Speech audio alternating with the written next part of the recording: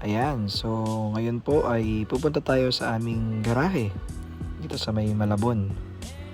So bibisitahin natin ng ating mga sasakyan at tayo po ay magpapasweldo na rin sa ating mga tao for today. Lingguhan po ang kanilang sweldo kaya every week nandito kami. So ayan po, ito ang aming garahe. Ayan ang aming mga trucks na nakagarahe ngayon dahil wala silang biyahe sa araw na to. Ayan yung aming Shackman, Howo, Zino ang aking service at isa pa naming lumang truck din dito. Kita nyo naman, maputik na ang aming garahe, malapit na magtag-ulan, kailangan ng malagyan ng tambak.